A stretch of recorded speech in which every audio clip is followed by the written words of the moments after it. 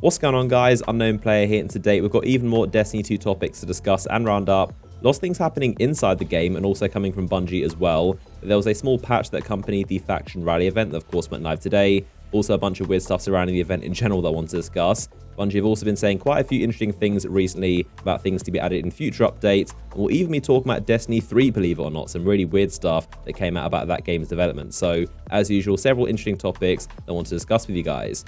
So let's begin with everything that happened to Destiny 2 today. So of course there was maintenance and a small hotfix, an update called 1.1.1.3. And what that did is very simply add the ability for people without Curse of Osiris to play the Faction Rally, which is also live today. So if you are wondering what was inside that patch, anything interesting, pretty much no, just literally support for Faction Rally. The next significant update is of course January 30th. That is when the January update itself is going to launch with things like the raid changes, also Masterwork armor, and other things like that we talked about in a recent video. Now, in terms of the Faction Rally itself, there seems to be something pretty strange going on. Not sure if it's a bug or something intended, but it is something very strange, and that is that no new weapons are actually dropping right now inside the loot pools. And as a PSA to you guys, definitely don't spend any tokens right now because you simply can't get anything new. It's not worth it unless you want old stuff, the shaders, the ships, stuff like that. Otherwise, you can't get new weapons. Now, this could be a byproduct of them opening up the event to be available to everyone without Curse of Osiris, without the expansion, because of course the weapons do now have that Curse of Osiris eye logo on them, so they are technically inside the expansion, so I guess that means maybe no one can get them. I'm not sure what's going on, but I think the only weapon you can get is the little sidearm, which is very good, so I'm not sure what's going on here. It could be a bug, it could be intended. It is possible they intend on having the only weapons, the winning faction weapons, and those 3 auto rifles. One of them is how you get the guns, but I kind of doubt that. I'm not really too sure, but definitely something I want to let you guys know about. If you are planning on getting new weapons, then do not spend any tokens. It is a waste. You will not get any new weapons. If you want to get these shaders or old weapons or sparrows, things like that, then of course you can get those, but definitely worth holding onto your tokens until Bungie give an update. And when they do say something, I will let you guys know in the video on the channel, so stay tuned for hopefully some more info on that. Now, something pretty interesting that's kind of been coming out today was, of course, the changes to Faction Rally as a whole. The last time it was around was, of course, November, a very long time ago. And back then, there was a very cheesy farm, if you want to call it that. More of an exploit, to be honest, but it allowed you to get a ton of Faction Rally tokens by farming Lost Sectors. So, of course, they patched that. And in doing so, we kind of found out this time around that Lost Sectors have definitely taken a hit because of it.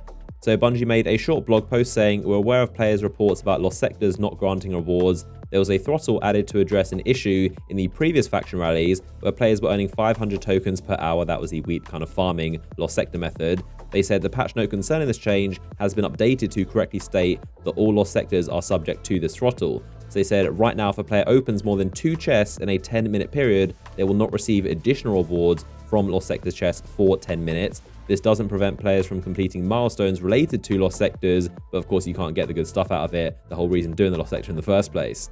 But there you go, that is a thing that's happened in the game as a result of that patch to try and prevent that Lost Sector farming method, and as a byproduct has kind of messed up Lost Sectors in general, so I'm hoping they fix that soon as well. But if you were wondering what was up with that and why Lost Sectors seem to be a bit broken right now, then there you go, that is your answer why.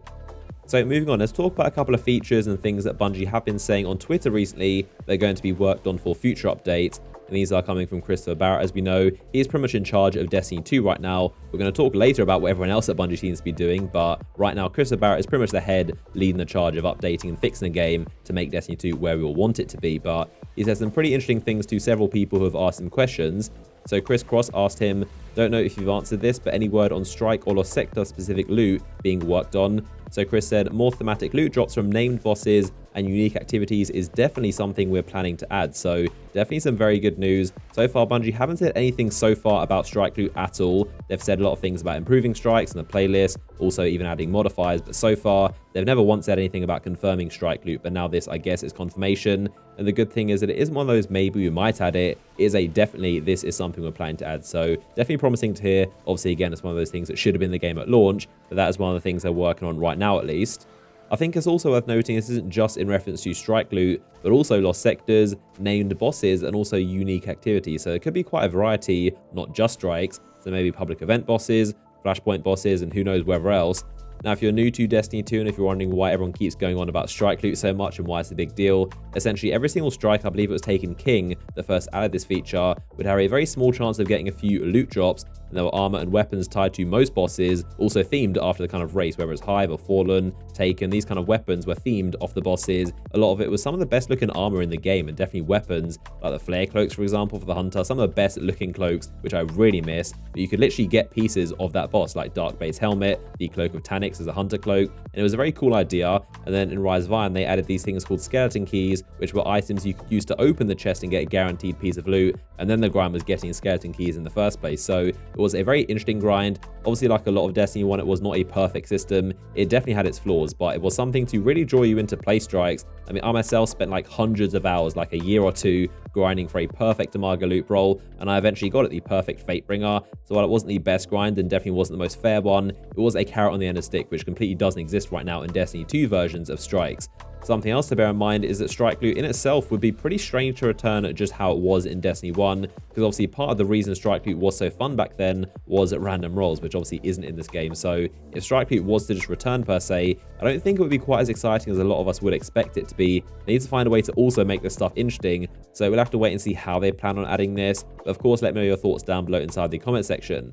Now, something else that Chris said was in response to someone asking him about more collectible items like Dead Ghost coming back, and he said yes. And then to clarify, he said we're adding more collectibles and hidden secrets to future expansions. So definitely good news to hear. I mean, it doesn't exactly mean we're literally getting Dead Ghost returning, but something similar, and it's going to be collectible, which technically we don't have right now in Destiny 2. There's nothing you can go around in the map and collect. I mean, I definitely wouldn't count scannables because they're simply scannables. You go around, you see them, you kind of hear them for a second, but they're nothing that adds to your character, and it's not the same as Ghost Shells, which actually gave you Grimoire score and also gave you a card on Bungie.net. So the mention of collectibles is definitely more than what we have right now in Destiny 2. So the next thing that Chris said was mentioning exotics and also the weapon slot system, which could be interpreted in many ways, but is definitely an interesting statement nonetheless.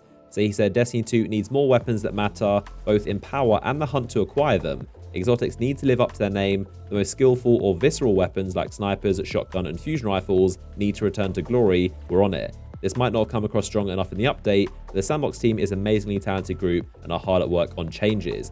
So yeah, I don't think anyone would disagree with him on that. I mean, I personally just want to see Bungie not be afraid to buff exotics dramatically. I mean, the absolute worst thing that could happen would be like a Prometheus lens, which honestly was a lot of fun. I think they should need to take whoever came up with Orpheus Rig and just have them be in charge of all exotics, because that is just the perfect example of something that's incredibly powerful and also fun in PvE with its own playstyle. But then you've got things like the Trixleys, you've got the Rat King, Skyburner's Oath, just so many exotics that need drastic overhauls. There's only a handful of exotics that I think deserve to be in the category, so I want to see them just not be afraid to just make things crazy, make things fun, and just actually make them exotic, because right now there are so many that I just never even use and always dismantle straight away when I get them. So next up, let's talk about something very interesting but also quite disappointing as well, if you ask me. That is the development of Destiny 3, which apparently, according to Jason Schreier from Kotaku, is already under development. So if you don't know who Jason is and who Kotaku are in terms of Destiny, Jason is basically the guy who has a ton of Bungie inside contacts, and he speaks to a lot of Bungie employees who kind of discreetly give him information, and he's leaked like probably a ton of things, maybe 10 plus things about Destiny 1 and Destiny 2, which have all been correct. He's never once been wrong, so he is definitely a reliable source. And when he says something, it isn't just him speculating or guessing, he's actually speaking to Bungie employees, and they're telling him that Destiny 3 is under development. So the first thing that I think of, and I know a lot of you guys will also agree with, is that Destiny 2 should definitely be finished before they even think about starting Destiny 3. And if I was in charge of Bungie, I would just make sure everyone that can do something for Destiny 2 is doing it to make sure it is in the state that it should be, or at least should have been at launch. Now, obviously, there are loads of people at Bungie, like artists and story writers, environment artists, people like that, who actually create new stuff. Those would obviously be working on Destiny 3, and that makes complete sense. But I think anyone who could be working on Destiny 2 really should be. And it is just disappointing to hear them kind of moving on so quickly after Destiny 2 had such a rough launch. I mean, obviously, none of us are Bungie developers or studio heads, so we don't know the details of how these things work. And when these sources are saying that Destiny 3 is under development, they could be meaning like 10% of people are just starting to think about it. So we don't know the details or whether the entire studio is. But it does kind of feel like that. It feels very similar to Destiny 1, how the live team were pretty much in charge of all the fixes and kind of changing the game and slowly updating things. And seeing things like Rumble not being added until fall, I think it gives a lot of us the impression that Destiny 2 isn't really the priority and main focus right now. Who knows, but from the onset, I don't really want to hear anything about Destiny 3 until Destiny 2 has been fixed. So it's a very weird thing to hear. I mean, it is also possible this could be because of their massive contract they have to make a certain amount of games in a certain amount of years, but we can't really go off that because that contract has definitely been changed and updated since then, and the Destiny franchise as a whole is technically 2 years behind right now.